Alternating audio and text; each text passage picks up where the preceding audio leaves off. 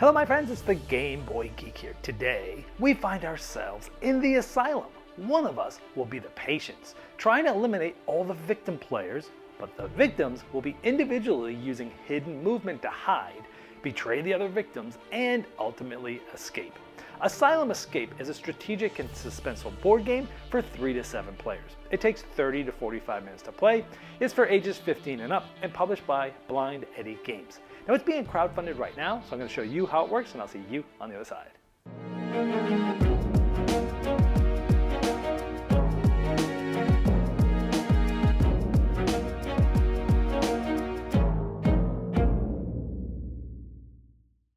This is a crowdfunding preview, so all the art and components you see here, they're not final, they're prototypes. To see the most up-to-date art and components, check the link in the description of this video. One of the players is going to be the patient player. Now they're going to be randomly assigned one of these patients to start the game with, but there are going to be more of them coming in as the game goes on. But here's just a display to show you what the different patients sort of look like. All of the other players will individually be playing as victims, and they're going to randomly get one of these victims. Now what's going to happen is the victims are individually trying to win on their own by escaping the asylum at the end, where the patient player is trying to win by eliminating all of the victims. Now each victim player is going to keep their single victim card in front of them face up. They're also going to read off the abilities on there. Some of them are going to help them, some of them are going to hinder them, just so that everybody kind of knows what they can possibly do. They're basically things that allow you to sort of break the rules of the game. Now there is going to be a 5x5 grid of different rooms that are in the asylum. And the patient, once they get their random card, is going to place it in this specific room, like the not so fun room. And so their patient will be on a standee in that room like this. Now all of the victim players, remember they're playing as individuals, they're each going to have a sheet of paper, they're going to write down their starting location, and they're going to use this piece of paper to track where they move to each round. Now the patient's going to have the first turn, they're going to move. Now if you have a coin, you flip a coin, heads you move 1, tails you move 2, or if you don't have a coin you can use the die that comes in the game. Odd you move 1, and even you move 2. In this case, this player rolled a 6, so they can move 2 spots, and you can only go orthogonally, cannot go diagonally, so maybe they go 1, 2. So they move through the men's locker room and into the med bay. Now again, some of these rooms might give the victims some benefits as they leave there, like this one would allow them to draw 2 cards and things like that. Now remember, this patient moved through these 2 rooms. Now if any of the victims were in the room that they moved through or ended the movement with, they must say, hey, I was in such and such room and you caught me.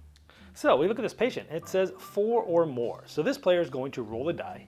If they get 4 or more, then they have eliminated that victim. If they didn't, like they rolled a 2, well, tough, they did not. Now obviously they're going to do that for each victim that they possibly would have caught that they moved through or into and ended their turn on.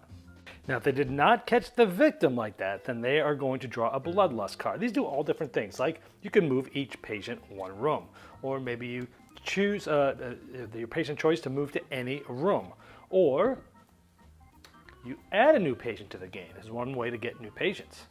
So maybe they just added this new patient, and this one actually starts in the hooch den, which happens to be right next to this other patient. Now let's say this patient caught a victim here, they rolled the die, and they did get 4 more, they got a 5. That victim is eliminated from the game, but so is the room.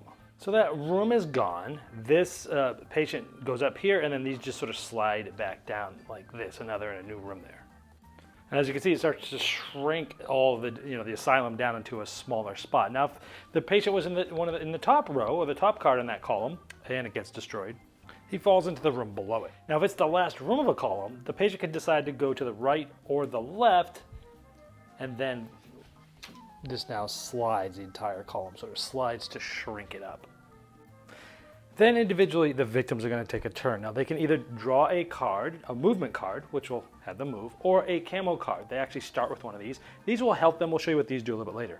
When you draw a movement card, usually it's going to have you move between 1 and 4 spaces, and then you move hidden. You just write in your on your sheet in front of you that you're keeping hidden where you have moved to. And again, usually that's between 1 and 4. Sometimes you might be able to move anywhere. Sometimes you might have to actually stumble into the nearest patient where they're going to roll to possibly eliminate you. Now when moving, you can double back to try to fake out the patient player, but you do have to move all of the spaces that you're supposed to move. Also, at times you might find yourself cornered, like in the basement over here, and when you move, you must basically stop, forfeit the rest of your movement, and basically tell them that you're caught there, then they'll roll and see if you're eliminated or not. Now, there's many reasons why you may not want to move. By moving, you might be giving the patient, a little bit of a heads up that you might be a little bit close to them, or maybe you're bluffing. But other reason why you might not want to move is because instead you might want to be playing one of those camo cards. And now some of these have an orange top, and these can only be played on your turn, like an alarm. This would allow you to target a victim, one of the other victim players, and they must reveal their location to a 2x2 square. So again, this is sort of you betraying the other victim players, trying to put the blame on them, showing them where the patient should be trying to find them instead of you. Or maybe you play the illustrious perfume on your turn, which you choose a victim, and they must move one room closer to the nearest patient, which might make them get caught. Or maybe you play a rage serum on your turn, moving another patient 2 rooms, maybe putting them ahead of you, if you will. Now, the green ones you can play anytime. So let's say you're basically being caught. When caught, you can escape without the patient rolling a killing roll. You roll the dice, whatever you get, move that many rooms away. So you can sort of have these in your hand and know you could be a little bit more judicious about where you move. Or maybe you've been holding this knife, and when you're caught, you roll a 5 or more, you kill the patient, and then they redraw a new patient next turn. Maybe you find the right time to use the smoke screen and do a -1 to the patient rolled result, which may have you not be getting caught. Now, we saw somehow more patients can get added to the game. Now, on the 4th and 7th turns, the patient player gets to draw more patients. On the 4th turn, it's a normal patient, but on the 7th turn, it's one of these special patients. Now, these ones typically have lower numbers, and they have a starting room, like the men's locker room. However, when they go to this room, it's actually destroyed.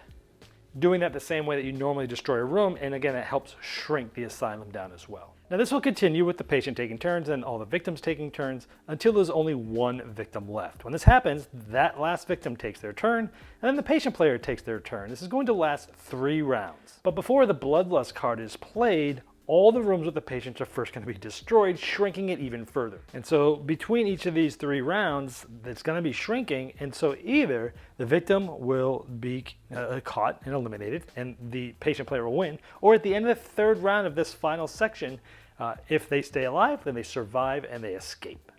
And in that case, they're the lone victim to win. Now that you know how the game works, let's look at a couple of these abilities from some of the victims and then some of the patients. Officer Carl, he's the one that has the gun, and so if you're caught and you roll a 5, you actually kill the patient, but another one is redrawn. That's one of the ways to remove patients in the game. But using the sabotage card requires discarding a card from your hand, so it's a little hard to do that. The hamster man, anytime you draw a movement card, you play it as if the text said move anywhere. So they move all over the place, but ouch, whenever a room is destroyed adjacent to you, you fall into that room, and that collapses down into its place. So you get sucked in as things are getting, rooms are being removed. Father Isaiah, you can force a patient to re-roll once per turn, but you're humble, so may only draw a card every other turn. And lastly, let's show you some abilities from some of the patients. Not all of them have them, but the bolts there. Supercharge, draw 2, bloodlust, resolve both. Wow, that really hurts. But and then he rolls a 1 to 3 and he gets you. Blind Eddie there, running blindly, add 1 to a movement. And Larabelle, move all victims 1 space closer to Larabelle. So some interesting movements there. And finally, these abilities will make more sense to you now. Some of the rooms have abilities like the contraband storage. Once per game, when a patient ends their turn here, all victims must discard a card. Or in the Paradise Lab there, a patient that ends their turn here may recharge their effect once per game. So as you can see, those rooms helped patients, but some of the other rooms, any patient who rolls here has -1. Some of them actually are not good to the patients. When a victim leaves this room, they may draw 2 cards. So some rooms help the patients, some of them help the victims. Well, there you have Asylum Escape, and as I showed in the overview, it features dynamic movement, shifting mechanisms, and a variety of cards that influence gameplay that blend strategy, betrayal, and survival. Now, if you'd like to see the most up-to-date art and components and all the different pledge levels available, you can click the link right below me in the description of this video. Now, that's going to take you directly to the crowdfunding project page, and I'm sure that Blind Eddie Games would love your support.